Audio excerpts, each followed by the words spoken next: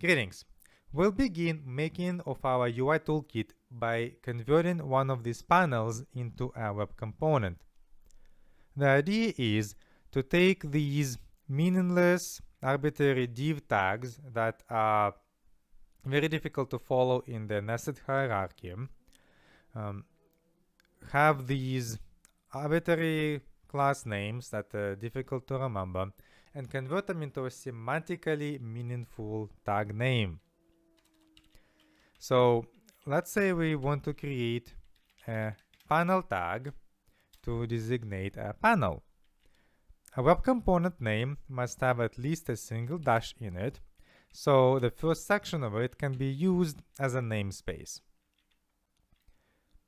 Then we want to organize various sections of the component into an API-like fashion.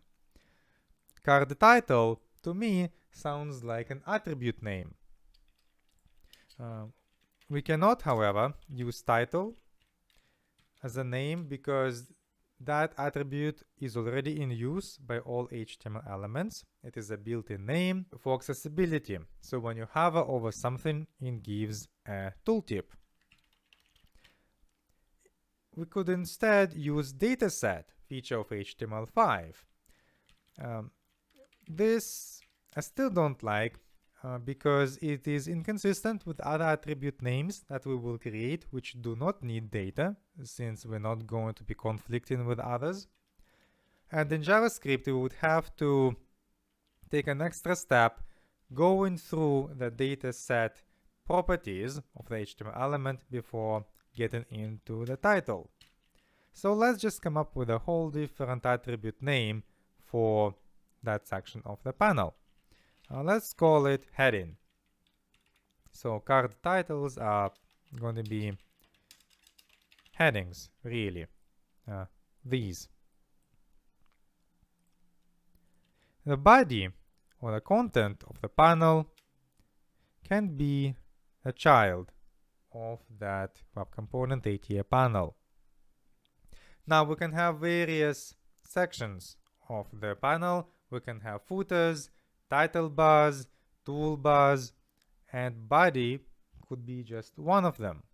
So let's be more specific and say that this is a section that belongs to a slot, as they're called in web components, body. So this is going to be expected to show up as a body, this section of the element.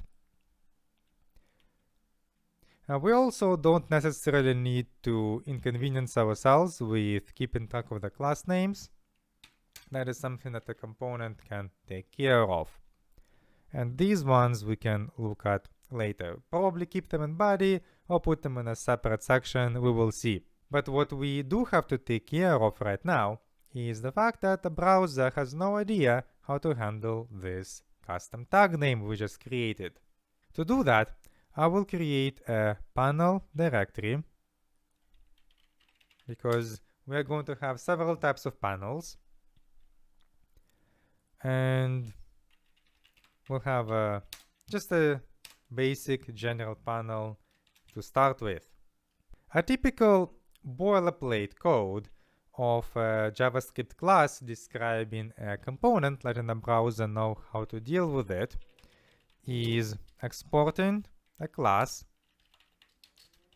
that extends HTML element. We can see in the autocomplete that we can extend pretty much any element, and we are going to do that eventually for radio boxes, checkboxes, and the rest of those. Panel is just a general HTML tag, and it's going to have a constructor where we will put in the structure of the internal DOM tree of this component. But just before we do that, we have to register this class in the custom elements collection. Now, if you put this in a bundler with other files or run this multiple times through test runner, there may be an issue of this file being parsed multiple times. So just before I actually register it with custom elements, I'm going to verify if I haven't done that already. So I will use custom elements.get function to see if it's there, and only if it is not there will I define it by letting it know that the ETA panel tag name, whenever it comes across it, needs to use the panel class that we are about to complete. Web browser or bundler is not going to figure out about the existence of this file on its own, so we have to add it as an import to index.js file I included in the sources. Nothing specific, just import panel.js. As a quick test that the browser will indeed look into this class now whenever we come across that tag, we can set a breakpoint here, and if we run it through the debugger, we can see that indeed it hits this constructor because it came across this tag. Now we can set up the internal structure of this element. This is done using a shadow DOM, which creates a separate DOM tree just for this element. It's instantiated with attach shadow, and there are two modes, open and close. And there isn't any reason that I'm aware of where closed is useful, and because we do want to occasionally manipulate or analyze somehow the internals of that DOM tree, so we do need to keep it open for that. Once the shadow is attached, we can manipulate it like any other DOM tree using this .shadow root. That is our individual DOM tree just for the element that is not related to the parent page DOM tree at all, so there's not going to be any conflicts. For now, let's just say we give it HTML code directly, and for this I want to use something nicer than this because these are pretty ugly with just white background.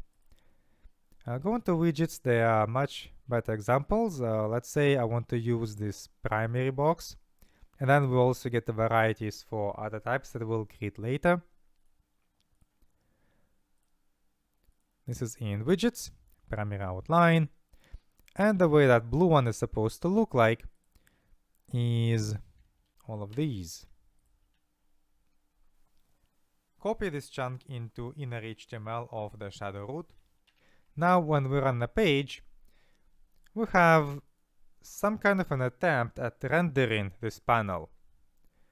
If we inspect it, we indeed have the shadow root with the elements in there, as we would expect. But at the end of the day, it is a separate DOM tree, and so the style applied to the page DOM is not going to be able to reach it.